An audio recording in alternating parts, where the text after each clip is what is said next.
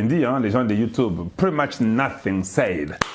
Je suis en train de parler sur la description et sur la pétition. Je demande aux gens de pouvoir signer la pétition. Voilà, c'est comme ça que j'ai commencé. Je viens de mettre la pétition sur le chat. Moi, mon nom apparaît toujours en jaune. Tant que vous avez une émission, après, cherchez celui qui a le jaune. Ça sera moi, ça sera un lien de la pétition. En dehors de ça, ça peut arriver que vous ne voyez pas ça dans les chats. Le titre de la vidéo est là. En bas, il y a un deuxième qui est comme un titre, mais ce n'est pas le titre, c'est la description de la vidéo. J'ai mis encore le lien. Donc, juste quand vous ouvrez la vidéo, vous cliquez sur la description, il y a un lien. J'ai même dit « Signer la pétition ». Vous cliquez là-bas, ça va s'ouvrir. Faites ça pour moi. Je n'aime pas les gens qui viennent juste écouter mon émission, mais quand il faut aider le Congo, ils ne font rien, mais ils sont les premiers à critiquer. Tu peux critiquer, c'est ton droit, mais quand même, tu dois aussi participer à la nation. Signer la pétition. Tu veux gagner, hein? Ah. C'est ce que je disais à tout le monde. Donc quand on était sur Facebook, quand on s'est débrouillé pour que Facebook montre la main, je pensais que vous voyez déjà, vous ne voyez même pas. C'est d'ailleurs mieux que vous ne voyez pas parce qu'il n'y avait rien, je ne faisais qu'aider les gens de Facebook. Certainement les gens de X peut-être nous voyaient déjà, c'est bon. Donc voilà les choses importantes que je demande. Ah, les goals là, on a atteint 2, il reste 28. Hey, quand tu as poté, tu as cœur, tout le monde a besoin de soutenir au sala qui est Kalonji TV, Azamutunabiso Azobeta Masolo. Je viens ici, je vais vous parler et je suis content. Les titres, je les répète, Trump change le langage et les USA confirment l'accord des minéraux. Voilà, c'est de ça qu'on va parler. On va expliquer, on va entrer en détail comme d'habitude. Il y a une information. Hier, je vous ai dit que Kaikwamba avait fait appel à l'ambassadeur plénipotentiaire de Congo-Brazzaville. Je crois que ce n'était pas une vraie information. Hey, quand il à Kalonji, ce n'était pas une vraie information parce que Kaikwamba n'est pas au Congo démocratique. Ce n'est pas comment ça m'a loupé que j'ai donné ça. Kaikwamba n'est pas au Congo démocratique. Il ne peut pas être à deux endroits en même temps. Voilà. Mais il s'est avéré que peut-être Kaikwamba doit être, il devait être au Rwanda. Si je ne me trompe pas, on va voir. Il y a des informations qu'on va essayer de lire, gauche-droite, gauche-droite. Je ne pense pas que je pourrais te parler. Écris-moi parce que je suis dans l'émission. Hein? Écris-moi seulement. Voilà. Parce que si je commence à parler, comme j'ai le micro ici, tout le monde va prêter attention pour n'avoir que l'on banine. Et puis, on va se masolo à pantalon. Et il a l'ingité. Donc, cette information sur Kaikwamba qui avait demandé à l'ambassadrice, à l'ambassadeur de Congo-Brazzaville de venir au... Non, ce n'est même pas arrivé. Voilà, c'est ce que j'ai vérifié pour trouver comme information. J'aime toujours faire ça pour essayer de mettre tout le monde au parfum. C'est toujours très, très important. Et je crois que c'est essentiel, c'est important. Voilà. Maintenant, je touche toujours des petits points gauche-droite, gauche-droite. Et puis par après, j'entre dans le débat à fond et puis surtout, faites-moi grâce si vous pouvez signer la pétition, c'est plus que tout ça. Les informations qu'on donne, si vous ne signez même pas, on parle de votre pays. J'ai regardé le nombre de gens qui avaient signé hier, c'était 7000 et quelques. Or, les gens qui nous regardent, nous avons des milliers de gens qui nous regardent. Nous sommes sur Facebook, nous sommes sur YouTube, nous sommes sur Instagram, nous sommes sur TikTok, nous sommes sur X. Soyons quand même de ceux-là qui font. Ça va beaucoup changer le Congo. Hein? Si nous devenons ceux-là qui font, ça va beaucoup aider le Congo. Il y a des gens. Depuis notre téléphone, on continue. Pour ce qui est des groupes de l'ensemble pour le Rwanda qui se sont réunis en Europe, ça ne nous concerne même pas, c'est même pas important. Est-ce que je dois parler de ça? Est-ce que je dois parler de ça de toute façon? Que je vois un peu.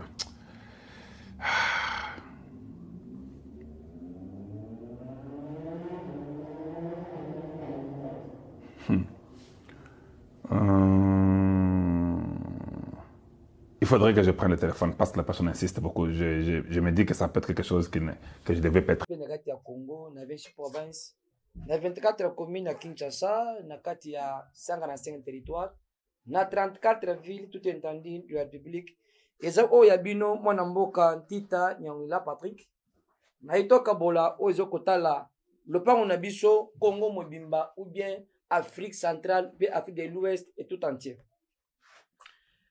Toye awa kopesa limimia na bayimboka nyonso na kati ya kamera fati ba ons bandaka biso partout toza lelo kopesa limimia pe kopesa ba révélation politique na kati ya international puis sur le plan international te na kati ya Congo mobimba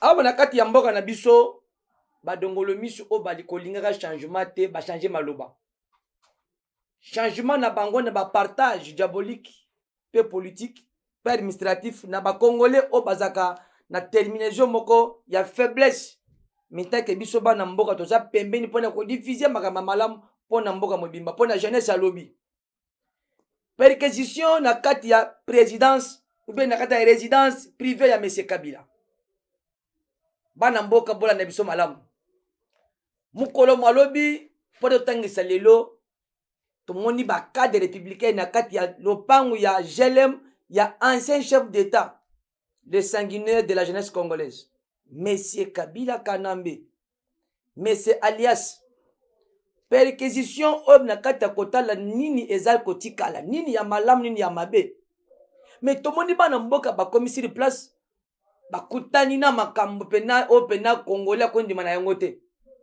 parce que monsieur Kabila Kanambe en tant que ancien chef d'état un sanguinaire na kati ya est de la république ateki batu na ye batu oyo baza pembeni po bapesa intense mabe na kati ya république démocratique du Congo mais grâce à Dieu nzamba linga ba congolais akwesi ngwende na kati ya lopango sur les résidences privées de monsieur Kabila GLM bakangi jeep moko blindé à partir à 1h nde musale bandekti 4h du matin awa pesa mbwa boyi bango baza na kati ya ko préparer makambo na bango ngata ko préparer vie na bango politique mais biso awa na take ba congolais to kolandela eloko nyonso ya mabe wozali contre la république démocratique du Congo bana mboka bola la te bozala pembeni bozala bozake bolandela bozala vigilant partout tango lelo lebi to mondi ke no na kati ya république na biso batu oyo ba ko diriger mboka malamu pe malamu okuna ezali ba oyo bazali ko boya avenir ya jeunesse ya lobi tango basali perquisition ya un major mutabandi ko bata mane bilamba ya ndako lokola civil mais mubombi ya biloko ya mabe na kati ya république GLM ezali na kati ya commune ya Gombe mais pembeni na institution différent bango bazo beta match libanda bamusu beta match na kati mais biso beto wala la te merci na ba service de sécurité ndenge ba ko travailler malamu pona intérêt ya ba congolais intérêt ya ba kinois intérêt ba institution sur Congo biso ba congolais tant que nous sommes des jeunes toza vigilants ya kolandela kiyeki nani azosala malamu nani azosala mabe oya mabe tokoboya ngo timu koliosa kozonga nde baloba bamikolo na biso mais ya malamu tokobeta maboko so tokeni kati ya Congo ba Hippolyte pe batu ya ndeko Joseph Kabila baza ebele ba institution ebele omoni na kati ya ba oto bengi ba ministère différent que ce soit bazosala lelo mpona oto zobenga na cohésion nationale pe na bolingo ba congolais mais ebele bazala kaka na posa Kabila mais tala lelo bakangi mutuka wana blindé na kati ya ndaku na ye ubela lopango privé lopango place ya banda kovanda mais ache batu wana po bakaptaka mouvement chef de l'état la te pona ekolo ba service la sécurité tambolaka tongo midi pokwa tan yo olalaka na ndaku na yo olalaka na mosala na yo mais oyebi te lolenge kani ville pe mboka ezotambola mais le soi-disant monsieur Kabila alali te azomata azokita mpona korécupere bor oza bor na ye te oza lopango ya bakongole oza lopango ke soki lelo olobi tata mokonzi oyo tona ye lelo soki alisisi manda na ye oyo akozwa azala mutu mosusu me azala congolais de pere de mere azala mwana ya ndako azala mwana ya bakongolais basi na 26 province toboyi oyo tobengi infiltration na kati ya mboka na biso parce que mboka na biso ezali infiltré depuis longtemps bainfiltre mboka mpo na nini parce que biso moko bakono toya bolingo te bolingo epa na biso eza moke mieux vaut kopesa moto azowuta libanda ya Congo privilège par rapport mwana mboka mieux vaut kopesa moto azowuta libanda ya Afrique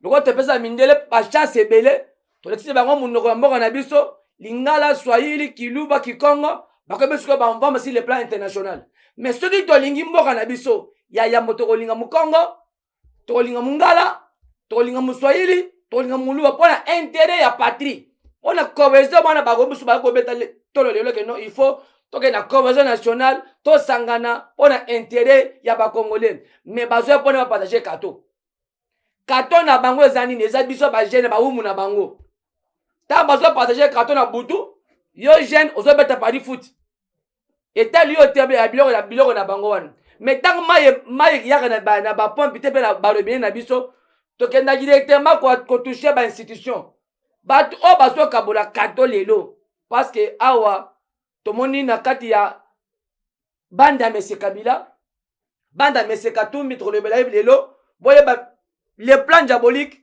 sur le plan international le plan diabolique sur le plan international le mese katumbi azwi bato na ye na kati ya Bruxelles précisément na kati ya capitale belge bato wana baza malamu te mpo na république ce sont des gens oyo badirigea mpo gouvernant na kati ya bainstitution différent conclave diabolique ya 3 jours 72 heures mpo na kozwa baintense mpo basangana sikoyo basala liboke contre la jeunesse congolaise contre les républiques mieux vaut botika mwana mboka asisa manda na ye wana tokutani na une mpe na maponami toyebi kiyeki na nazwi te lelo ntango bazosangana lelo ezali mokolo ya mibale na kati ya mboka ya mopaya mese Katumbi nazo mituna toyebi ya koloba na monoko nini nazoyeba te koloba na monoko nini na maîtrisa mais tozomona bakongolais de père et de mère bazolanda mutu oyo aza ni congolais ni de père ni de mère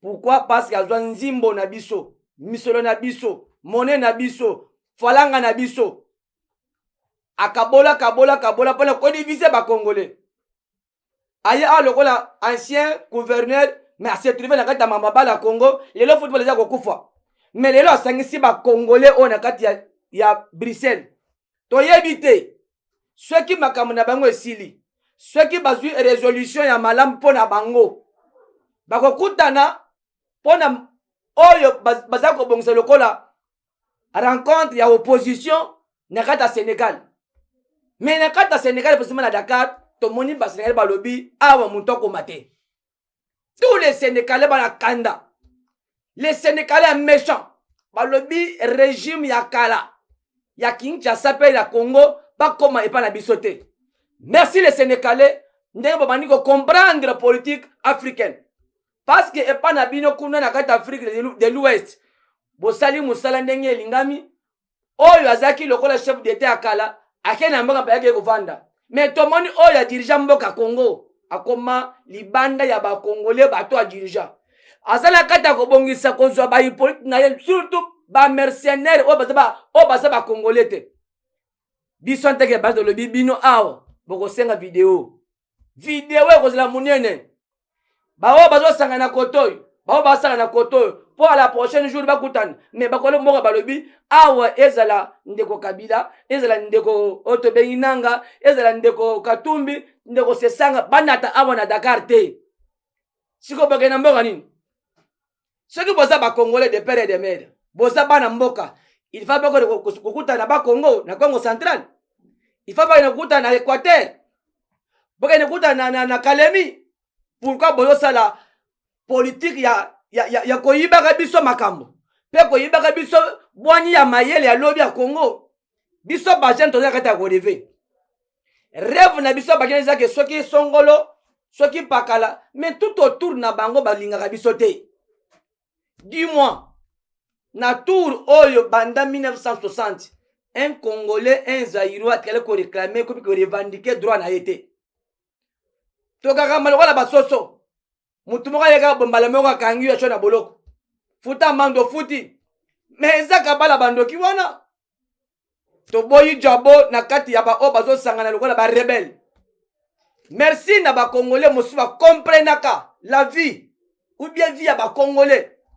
Tomoni opposant mwana mboka Fayulu Martin Fayulu m'a dit à Vanda Lobby, je ne peux pas et je ne ferai jamais de rencontrer avec les ennemis du peuple, comme les sanguinaires, comme les rebelles, à qualifier Bangona Bastadi Misato. Tout le monde peut moi n'importe M. Kabunda Kabou, les justeurs. À Taliko Chalobi, ba jeune bazo talangana misu. Il faut na zonga mutu. Quel que soit, Dieu est grand. Nde balobi ba musu ba vanda lokola bana mboko bazu mukana ko boya ko sangana biso ba opposant bozo s'opposer na nini? Qui n'a pas dirigé ce pays? Nana dirigé qui tene kata mboko yo. En commençant les sanguinaires de la jeunesse congolaise, les tueurs, les pilleurs de la République. Les loto moni awa komi ko sangisa ba pia lingi mboka. Ozo Congo pendant des années, plus ou moins 24 ans, en commençant en 97 jusqu'à 2019. Qu'est-ce que tu as fait pour la jeunesse congolaise? Ozo Kimboka en tant que jeune, 29 ans d'âge, le 26 janvier 2001, chef de l'État. Regardez les jeunes aujourd'hui. Au Tikali jeunesse à Congo, Bakuluna, qui n'appelle partout, criminalité partout. Pourquoi? Parce que osaka na bonyeka ya ke oza Congolais te. Ndenge bana mbo ba raisonner clair balobi tokoki te kosangana banguna te. Tokoki te kosana bato balingi mboka te. Bino pe bozo beta tolo ke no kala te toke na dialogue. Dialogue, il faut mandat ya ndeko azali ko diriger mboka lokola chef de l'état actuel. Lobi soko esili wana bo dialogue mais eza na intérêt ya ba Congolais. Intérêt ya ba Kongomani nyonso. Yozo beta tolo ke no ke na dialogue, partage des cadeaux, partage des postes ministériels. Wana en tant que les jeunes Congolais toboyi yango. Si que dialogue, le dialogue mon sous beta maka, je me souviens en 2016 ya Kodjo. Et den Kodjo ayaka na Congo, un tokole aya pona kopesa kime me apesa mobulu. Tokolinyaka te lusu na mboko na dialogue te. Parce que tous les dialogues oyo bayi politique basalaka epesaka mbanu te na ba jeune Congolais, epesaka mbanu te na ba province na biso, epesaka mbanu te na kata ba entreprise ya ba Congolais, epesaka mbanu te na ba institution na biso. En dehors de partage de cadeaux aux zimbongo ok kotoka na kati ya Europe. Mais lelo tomoni na message international. Le nouveau président, le nouveau patron de l'Amérique a fait un message avant. Tant que Gonzalobi, tous les Africains, allez chez eux. Allez chez vous. Pourquoi? Parce que nous avons construit na kata mboka mupaya. Vous construire na kata mboka batu misus. Mais chez vous, batu ba kolela nzala, batu ba kolela, batu ba konyokama. Bozo zombe wa Congo.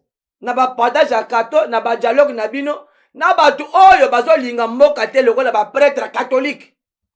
Wana so kwaya muke na kati ya ba église na biso. Bandeko o bazo konza lelo ba Congolais na kata spiritualité pe na ba chrétien. Pona nini bolingi Congo te? Pona nini bolingi ba jeune Congolais te? Pona bozali contre la République. Tomona kilobi les 12 tout autour de ba prêtre catholique. Batu oyo bazali ko vanda ba sanguinaire. Tomoni bo foto tambola ki pe tizo tambola ti sikoyo. Bakutana tata mokonzi ekolo pona convention nationale. Pona kime na Grand Lac. Me bino na butu bokutai na mokonzi. Na tongo bakena ba banguna. Dis-moi, bokota ya ba Congolais nini na kata l'église na biso. Bokota ya ba jeune nini. Baloba na lopoto l'homme passe, institution reste. Siko yo mukoyo koleka.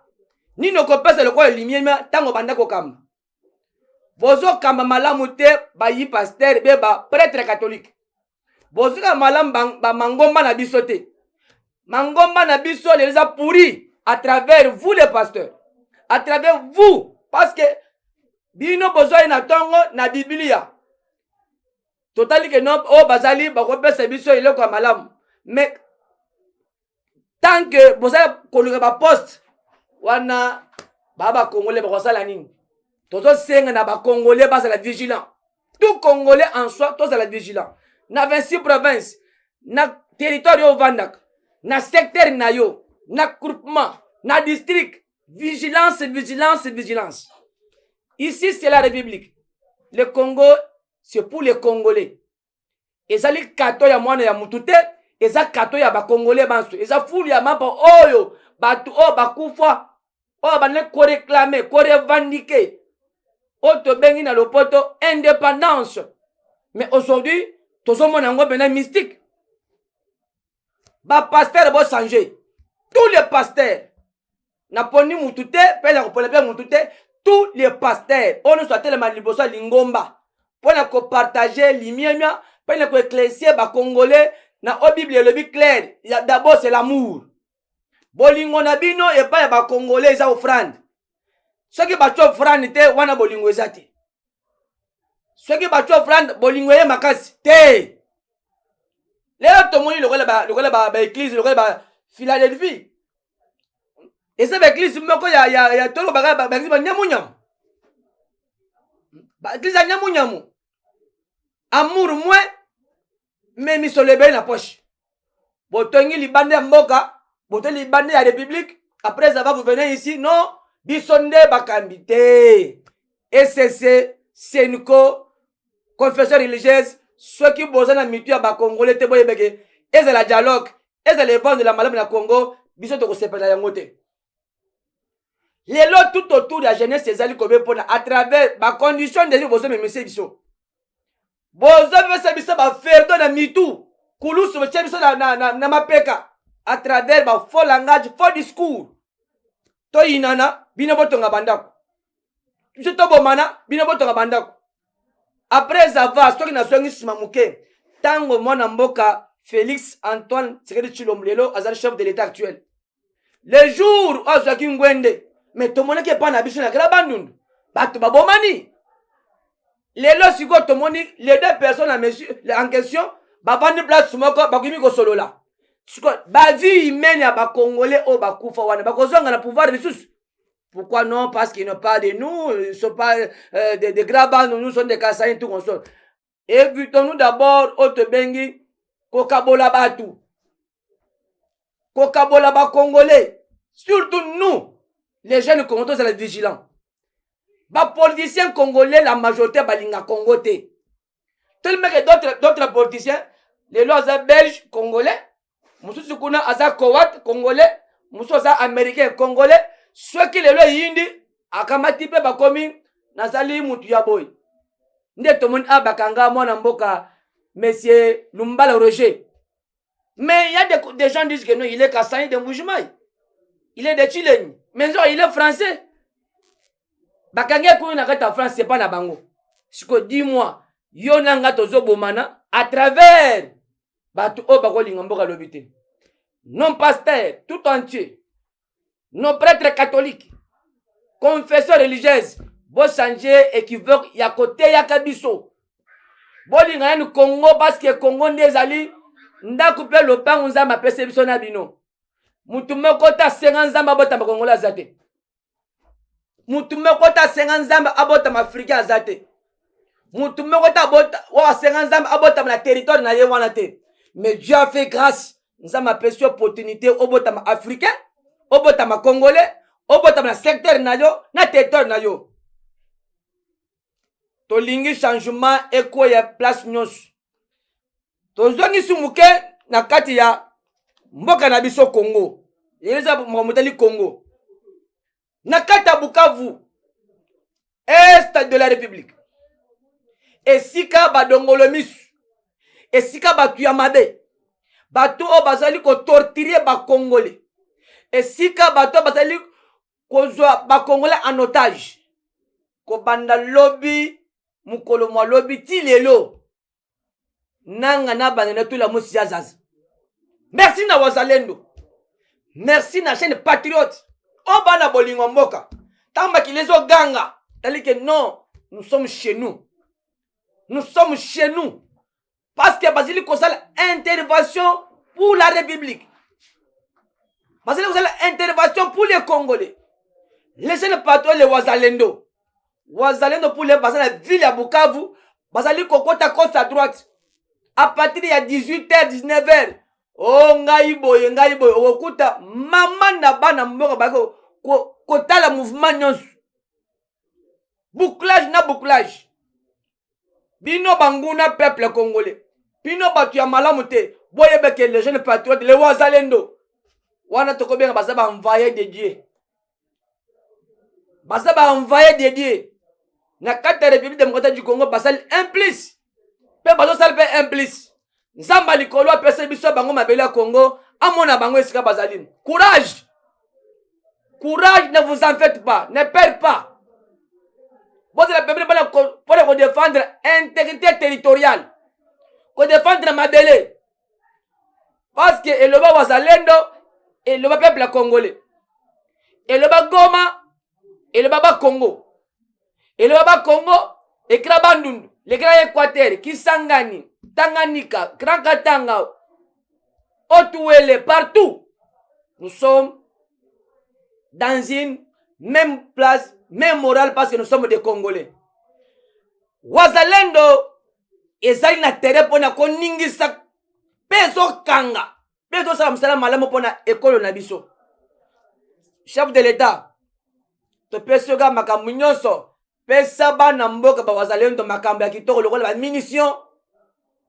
Pesa ba bibunela makasi pona kwa enchaîner pona kotalisa peke mukili ezia biso ba congolais. Parce que tous les dabos politiques on ne se basala qui contre la République mais nzamba a dévalé yango. Nzamba a dévalé nyonso. Qui pensait qu'un jour les jeunes comme les wazalendo peuvent sortir pour changer la vie des autres Congolais? Qui pensait qu'un jour, Wazalendo go telema pour na kobundele territorial. Le Dieu de la Bible, ou apesebiso mbok, apesebiso batonguya, batu ya boanya, batu ya mayele, les courageux de la République. Nous sommes là pour défendre d'abord l'intégrité territoriale. Nous devons mettre en garde. Na batu ole nyonso bazali koya. Pe bazo telem les républiques. Mon frère, camarade, cher collègue, ataba ndeko na yo, ataba kokoloko na yo, yebeke bako futa mpako. Ibi les olo bake, parce que nous sommes ambassades en Gomé, oh yabino ya mabe. Nde mabengana satan akati ya pelikole panzambe akoye na se. Pourquoi pas ça bando yo kate? Yo lokolo yo kate pour la République, yebeke mungole mususu to kamato mbangu. Oko keneba lokola Satan. Parce que oza Satan liboso ya ba Congolais. Oza Satan liboso ya ba Kongomani. Likolo pe mabele nzambe na muto akele ki biso to zala wana. Mais Dieu fait grâce, aujourd'hui nous avons des jeunes patriotes, les wazalendo, des waza, ezali ko gouverner, pe ezali ko tala ko banda Ruchuru, Beni, partout. Merci na balandi, merci na ba Congolais. Tolinga mboka na biso, tolinga otobengi ba institution mboka na biso. Tolinga ba Congolais parce que bazali mabele na biso. Bazali nzoto na biso. Oya bino mwana mboka, merci Patrick Antita na ko beta limiemia pe kolobela po etali la République démocratique du Congo. Voilà. Le monde aime les tipoleurs. Le monde est changé. Le monde est changé. Merci na président ya Seni. Merci na ba Congolais ou ba comprenaka. Changement ya ba ville na biso nyonso 26 provinces. 34 villes tout entendu. Les bourgmestres oto bengi ba kambi ya ba commune pe na ba zone ya kala. candidature na kati ya terrain, candidature na kati ya makambo, dépôt de candidature de tous les bourgmestres, tout étendue de la République, dépôt de tous les maires, maire de la ville, dépôt ça pendant les 15. Les 15 ya mois autozali. Dans 48 heures, to bandi dépôt. To bandi dépôt ya koyeba nana dirige malamu, nana dirige malamu te. Ozalaki mokonzi na kati ya commune na yo bandi place obande ko vanda pe bandi ko sala musala. Ozalaki chef na kati ya commune comme représentant ya chef de l'État, représentant ya gouverneur en place, représentant ya ba peuple pe ya ba patriote na kati ya commune na yo. Qu'est-ce que tu as fait à ton passage? Osalaki nini? Nini osali? Nini pose na kati ya kosala? Dieu bon. Zamba za malamu. Bini ba conseiller communaux. Bapesi bino manaka. Bolongo la biso bato ba diriger pe bazo diriger bien te. Toyebi ke mboko oyo nzamba salango, mais misisa ya corruption nani ekatani nyonso te. Toyebi ke mboko nzamba pesa biso ba corrupteur politique, administratif, baza ebele. Tango depo ezo banda. Voilà, je salue d'abord notre député Mwanamboka Israël Kabenda, élu de commune de Kinshasa. Je salue d'abord en passant Mwanamboka, bienvenue à Libye, les candidats de notre parti cher présidentiel. Depuis tango ebandi boyi photo yeba. Nana kozala na ba commune oyo bakoyokela tata mokonzi ya mboka. Bani bakoyokela tata mokonzi ya Ngumba Kinshasa. Bani bakoyokela tata mokonzi ya Wokatanga, oto bengi gouverneur. Ba gouverneur nyonso ya Kongo mobimba. Lualaba, Tanganyika, Lomami, Kasai Oriental, Kasai Occidental, Sanguru, Otuele, Maïndombe, Bas-Congo, ou bien Bas-Zaïre à l'époque, Congo central, Kinshasa, nani abanda koyo la tata mokonzi ya mboka. Parce que vous êtes nommé à l'ordonnance présidentielle. Orgueil elegani bango mingi. Orgueil na kati ya baburgmestre. Nous sommes nommés par l'ordonnance présidentielle. Mais tata mokonzi alali dit non, il faut nous échanger. Ba konsi pe balali te balobi, lokola bato bandi ko nyoko la biso, mais bandi ko nyoko la bino te parce que bino pe boye na stade oyo basimaki makamusu te. Tokolongola mutu azosunga chef de l'état te. Tokolongola mutu oyo azosunga commune o avanda o azo diriger te. Tokolongola mutu oyo azana vision ya ba ville na biso différente. Parce que lelo lobi to koyi muke na ville Kalemi. Est-ce que ba bourgmestre na ba commune wana nyonso basala musala malamu? Toke na ville ya Kasai Oriental. Na basement na Mujimai, 5 communes. Toke na ville ya Wokatanga. Tona 7 communes. Est-ce que tout va pas na ba ville? Mais lelo depuis kwei. Awa kabasele ya kwei na mai. Awa tout la mwisi ya zaza. Oliaki obombite. Oliaki obombite. Okomi lokola ba ministre na kati ya gouvernement central. Oso ba chi champana yo, oyendengo yaka, o se retrouver balobi awa lelo makambo tali a rencontre abu. Pia. Mais awa be a rencontre ba maire de la ville. Na kati ya ba mairie, pe na kati ya ba ville na biso. Ba bourgmestre nyonso o bazali ba incompétent administratif, incompétent politique. Le lot dépôt ya candidature. À partir de 15, ah, tout la mousse ya zaza. Tokoyeba qui est qui. qui a bien dirigé, qui a bien travaillé. Au moment na kati ya commune, pe maison communale, otondisi famille na yo mobimba.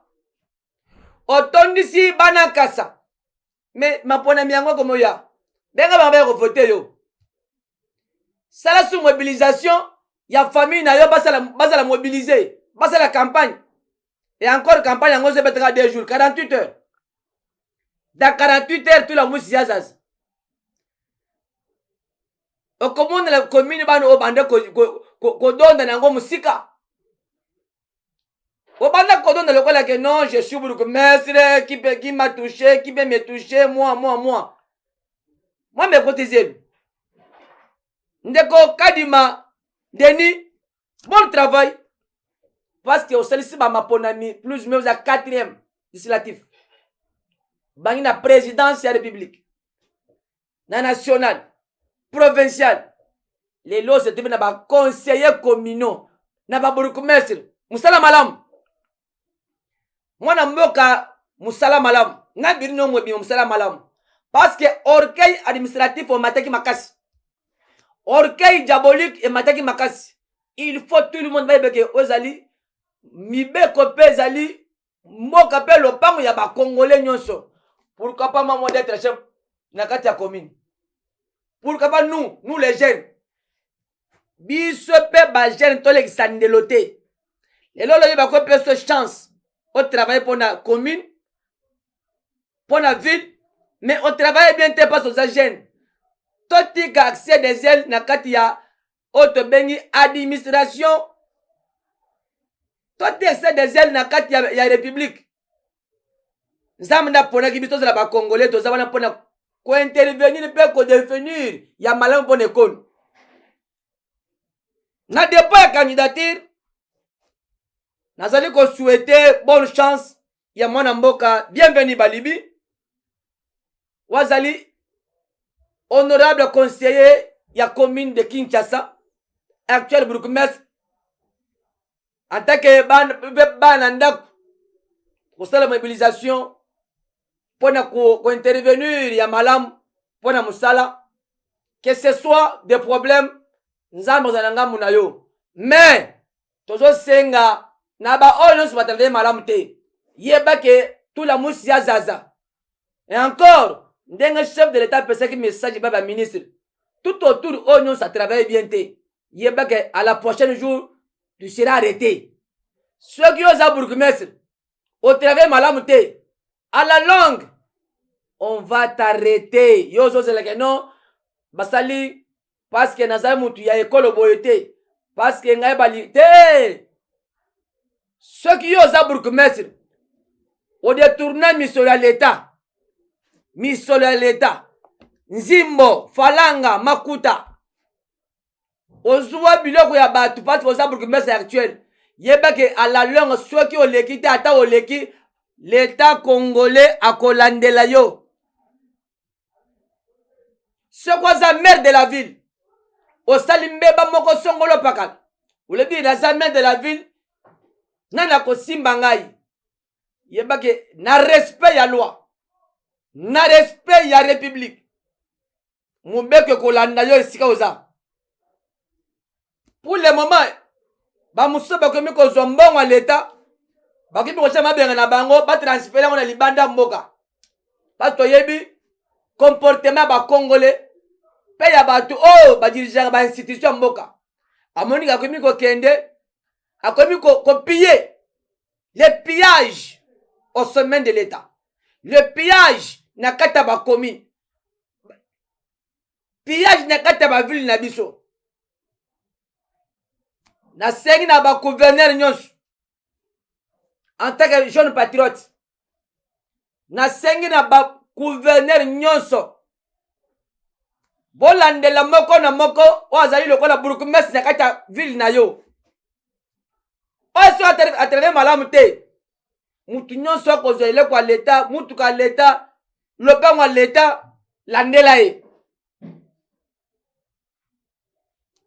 Toboyi makamba ke non acharnement politique. Parce que nazali na parti politique wana te. balandelinga parce que balingaka biso te. Mais ntango yo banda ko diriger ville, obanda ko diriger yo moko, obanda ko diriger kaka yo moko, mukole bakotya maboko. Oh non, basali bongo parce que nazali mutu ya Congo central, parce que ngaza mutu ya Grand Katanga, parce que ngaza mutu ya Grand Kasai, naza mutu ya Sanguru. Non, mon frère camarade, cher honorable, on va t'arrêter calmement. Calmement. Et chose grave peut étonner. Boyebi ke biso bana mboka tolandelaka makambo na ba commune na biso. Na ba commune na biso to vandaka. Nous avons des étrangers. Oui. Basala accès à kovanda kosala du n'importe comment balé qui s'endette. Ba burkmestre na ba commune différent na ba ville différent. Bango bazavana lokola na ba service de renseignement na bakati ya ba commune nyonso. Mais okomona mutu mabe mutu alongobani te aza la place wana. Burkina Faso a bien informé que non, le médecin en question n'est pas bon pour notre quartier. A vu information à bombi. Mais le lo keit. Un abano ba kosala mabe na kati ya ba commune différent. Burkina Faso lala lobi non. Obana kasanangai. Tous les délégants na kati ya ba commune na biso. Ba burkmestre misusu bayebi ke mutu yaza mutu malamu te. Mais pona kokonza mboka elongo, pona kokonza mboka malamu, il faut ko dévoiler ya mabe, ya malamu to beti maboko. Moi en tant que jeune patriote, na sengi na ba gouverneur nyonso ya ville. Kobanda na capitale congolaise, na ba province nyonso différent. Landela tous les maires de la ville. L'andela tous les bourgmestres, titulaires et pères adjoints, ceux qui ont travaillé malhomme, couloir à Dieu. Au travail malhomme, il y a que cour de cassation, cour de tribunaux, parquet, grande instance, prison, ils ont la détourneur, pilleur, oh ya pilla kimboka, ouais pilla qui république. Les gens de la Bible, ouais y'a qui le bien ba congolais bansu. Na lombango psusu doke ne mingi a on a vu la Kinshasa. La ville de Kinshasa est composée par 24 communes, siège à institution. Au total dans le poto,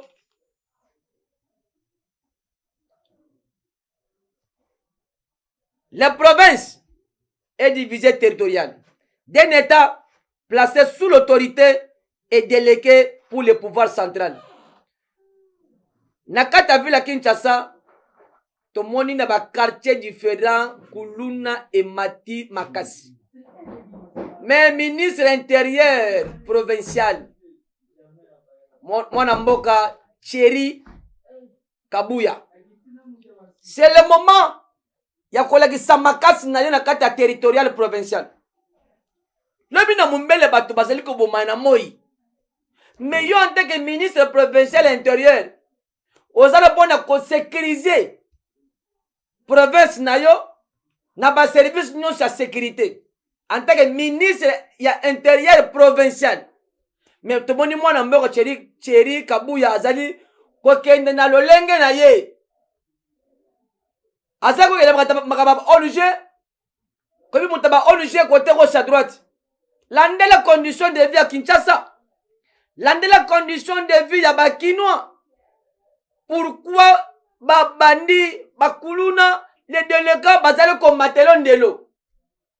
Yako sunga vila Kinshasa, tu es ministre de l'intérieur provincial. Seulement yako la sabolingo. Je suis de tel parti. Je suis vieux de. Je suis famille de. Mais tout le monde bino musala boko salate. Tout le monde le l'homme autre bien le ministre provincial ya intérieur. Oko mutaba ONG. Bakinois, bo fonga la mato boyoka. Ministre provincial ya intérieur akomi mutaba ONG akomi pembeni ya kuzwa misolo ya ba marché différent tandis que il est ministre pour sécuriser les Kinois et de leurs biens. La police c'est à Kinshasa aux sièges à l'institution. Comment les délégués politiques peut satanique peut diabolique basali kolekondelo na remaniement zoya na ebite mona mboka dangele ba kotika yo. Ce qu'on travaille bien te. Zala mupanzi tegala biso te kende ndenge tata monzazo kende. Au revoir na ba oyo basale musala malamu te. Au revoir na ba oyo bazo kende na lombango na kata ba institution. Au revoir na ba oyo bazo linga changement te bazala bakangami. Biso soué na biso ke ville ya Kinshasa ezala sécurisé. Merci na mwana mboka otebe na kombe ya Jacquemaine Chabani Lokwa. Ministre de l'Intérieur national. Mwana mboka talaki lobi makamre na kombe ya mabe. Talakan commune de la Gombe. Na kata siège ya ba institution. Et si que wapi ba konzebele ba vandaka. Mais chose grave pe étonné. Kulune bundi na moi na ndenga des autres. Avec tobanga ba kulune base bana machette na mabanga. Mais ce sont des chèques. Ba interdire tous les chèques na kati ya ville ya Kombe tout la musiaza so bakangi chèque kuna yeba ke kanyama kasi zezo la yo so bakanga o muto wana ka libanda chèque na kati ya commune na Kombe yeba ke tout la musiaza bana mboka to travailler pour la république mokonza mukili ayebi lolenge mutamanyolaka Emmanuel Minabiso ezali kokonza pe kolinga mboka. Merci eza oyabino mwana mboka Patrick Antita. Mon numéro de téléphone WhatsApp normal plus 243 85 256 04 01. Totondi botondi na tata mokonzi mukolo mukili nzamba likolo. Te pesi merci na Mukantombolo, chef de l'État. Te pesi merci na mwana mboka Bumba Daniel, Bumba Wangila Beton. Te pesi merci na mwana mboka Israël Kabenda, Eli de Kinshasa. Mwana cette quartier, me mutalonga yetumba ya makasi. Merci na mwana mboka Madame DG Bikela Mundele. Wazali na sécurité na kata ville ya Kinshasa pona ko contrer ba délégant, ko contrer banditisme, ko contrer ba chèque partout. Merci na madame Mimite Mwadi. Merci na mwana mboka Patrick Mukeba otebengi Mubatamba. Merci na mwana mboka Sumbu Teo. Wanazali mulobeli ya ba motocycliste ya ville Kinshasa. Azali mukambi ya AFEMI. Sans oublier mwana mboka Maika Malanda wazali ADEF. Eza oya bino Tita Nyangula Patrick. Bye.